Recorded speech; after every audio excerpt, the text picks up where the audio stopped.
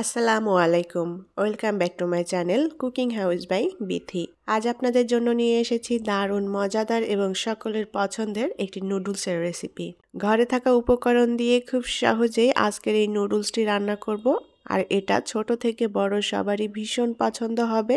সকাল অথবা বিকালের নাস্তায় বানিয়ে পরিবেশন করতে পারেন, এমনকি বাচ্চাদের টিফিনেও তৈরি করে দিতে পারেন। তাহলে চলুন রেসিপিটি দেখে নেই। আর এখনও যারা আমার চ্যানেলটি সাবস্ক্রাইব করেননি তারা প্লিজ আমার চ্যানেলটি সাবস্ক্রাইব করে নেবেন এবং পাশে থাকা ছোট্ট বেল আইকনটি প্রেস করে দিবেন।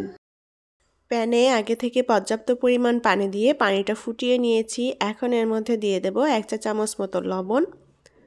এবার এর মধ্যে সবজি দিয়ে দেব। আমি এখানে ফুলকপি, আলু এবং গাজর নিয়েছি।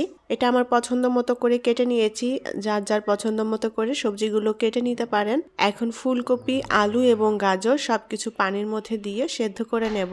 আর এখানে পরিমাণে কম বেশি করে নিতে পারেন সবজিটা, যে যতটা খেতে পছন্দ করেন। সবজিগুলোকে একেবারে গলিয়ে ফেলা যাবে না, 90% মতো সেদ্ধ করে নেব সবজিগুলো। আর এখানে আপনাদের পছন্দ মতো যে কোনো সবজি ব্যবহার করতে পারেন। পানির মধ্যে আমি কিছুটা তেল দিয়ে দিয়েছি, তেলের জায়গাটুকু স্কিপ হয়ে গিয়েছে। তো নুডলস সেদ্ধ করতে লবণ এবং তেল দিয়ে সেদ্ধ করে নিতে হবে, তাহলে নুডলসগুলো সেদ্ধ করার পরেও অনেক ঝরঝরে থাকবে, একটার গায়ে একটা লেগে যাবে না। এখন এই সবজির সাথে আমি নুডলস দিয়ে দেব। নুডলসগুলো আমি মাছ বরাবর একটু ভেঙে ছোট করে নিয়েছি। এখন সবজি এবং নুডলস একসাথে ভালো মতো সেদ্ধ করে নিতে হবে। আমি 6 মিনিটের মতো নুডলস এবং সবজি একসাথে ভালো মতো সেদ্ধ করে নিয়েছি। এখন নুডলসটা গরম পানি থেকে তুলে নিয়ে ঠান্ডা পানি দিয়ে খুব ভালোভাবে ধুয়ে পানিটা ঝরিয়ে নেব। প্যানে সামান্য পরিমাণ বাটার দিয়ে দেব। আর আজকের পুরো রান্নাটাই আমি বাটার দিয়ে করব। এটা রেগুলার রান্না তেল দিয়েও করা যাবে, আবার বাটার দিয়েও করা যাবে, যার যেটা পছন্দ সেভাবেই করে নিতে পারেন। বাটারটা একটু গলিয়ে নিয়েছি। এখন এর মধ্যে দিয়ে দেব ডিম। এখানে 2টা ডিম ভেঙে নিয়েছি। এখন এই ডিম 2টাকে আমি ভেজে ঝুরি করে নেব। অল্প আঁচে ভালোভাবে নেড়েচেড়ে ডিম 2টাকে ঝুড়ো করে নেব।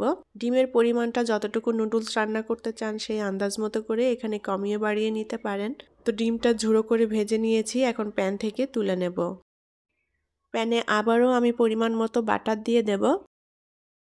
বাটারটা ভালোভাবে গলিয়ে নিয়েছি। এখন এর মধ্যে দিয়ে দেব 1/2 কাপ পরিমাণ চিকেন।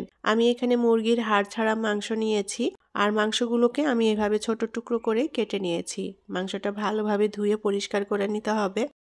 এখন এই মাংসটা আমি হালকা একটু ভেজে নেব। আমি আজকে ডিম, মাংস এবং সবজি সবকিছু দিয়েই এই নুডলসটা রান্না করছি। আর এইভাবে নুডলসটা রান্না করলে খেতে খুবই টেস্টি এবং মজার হয়। এখন দিয়ে দেব 1/2 চা চামচের মতো রসুন বাটা। আর দিয়ে দেব 1/2 চা চামচ আদা বাটা। 1/2 কাপ পরিমাণ পেঁয়াজ কুচি দিয়ে দেব। মিডিয়াম সাইজের একটা টমেটো কুচি দিয়ে দেব। এখন ভালোভাবে নেড়েচেড়ে সবকিছু একটু ভেজে নিতে হবে। আর এখানে আজকে আদা রসুন আমি বেটে দিয়েছি, এটা কুচি করেও দেওয়া যাবে। আদা রসুনটা বাটা ছিল, যার কারণে বাটার আদা রসুন দিয়েই রান্না করছি। তো খুব ভালোভাবে নেড়েচেড়ে এখন সবকিছু একটু ভেজে নিতে হবে। মাংসটাও তাড়াতাড়ি সেদ্ধ হয়ে যাবে, কারণ মাংসটাও অনেক ছোট করে কেটে নিয়েছি, তাই এটা সেদ্ধ হতেও সময় লাগবে না। এটা জাস্ট ভাজতে ভাজতে সেদ্ধ হয়ে যাবে। 1/2 চা চামচ দিয়ে দেব গোলমরিচের গুঁড়া। লবণ দিয়ে দেব স্বাদ মতো। আবারও ভালোভাবে নেড়েচেড়ে সবকিছু মিলিয়ে নিয়ে ভেজে নেব। আর আজকের এই নুডলস রান্না করতে আমি যেসব উপকরণ এবং সবজি ব্যবহার করছি এটা আপনাদের পছন্দ মতো অ্যাড করতে পারেন। যে যেটা পছন্দ করেন সেই সবজি দিয়ে রান্না করে নিতে পারেন। তো আমি ভালোভাবে নেড়েচেড়ে চিকেনটা ভেজে নিয়েছি।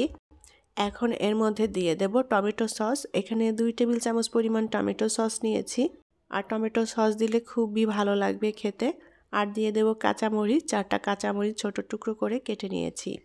আবারও ভালোভাবে নেড়েচেড়ে মিলিয়ে দিয়ে 1 মিনিটের মতো ভেজে নেব। টমেটো সস পরিমাণে আর একটু বাড়িয়েও দিতে পারেন, তবে আমি খুব বেশি দিচ্ছি না, 2 টেবিল চামচ পরিমাণ দিয়েছি, যেহেতু এখানে টমেটো অ্যাড করেছি আগে থেকেই। তো ভালোভাবে নেড়েচেড়ে 1 মিনিটের মতো ভেজে নিয়েছি আমি। এখন এর মধ্যে সেদ্ধ করা নুডলস দিয়ে দেব। ভেজে রাখা ডিমটাও দিয়ে দেব। এখন দিয়ে দেব ধনিয়া পাতা। আর নুডলসের প্যাকেটের মধ্যে যে প্যাকেট মশলাটা ছিল, এখন মশলাটা পুরোটাই দিয়ে দেব। আবারও কিছুটা লবণ দিয়ে দেব স্বাদ মতো।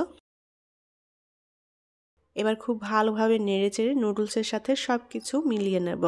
আর সবজিটা আমি নুডলসের সাথে সেদ্ধ করে নিয়েছি, এতে করে খেতে ভালো লাগবে। চাইলে কিন্তু আপনারা সবজিটা আলাদা করে তেলে ভেজে নিতে পারেন। নুডলসটা তো অনেকভাবেই রান্না করা যায়, এক একজন এক একভাবে রান্না করে, আমিও অনেকভাবেই রান্না করি। এভাবেও রান্না করলে খেতে ভালো লাগে। তো চুলার আঁচটা অল্প রেখে খুব ভালোভাবে নেড়ে চেড়ে আমি 2-3 মিনিট নুডলসটা ভেজে নেব।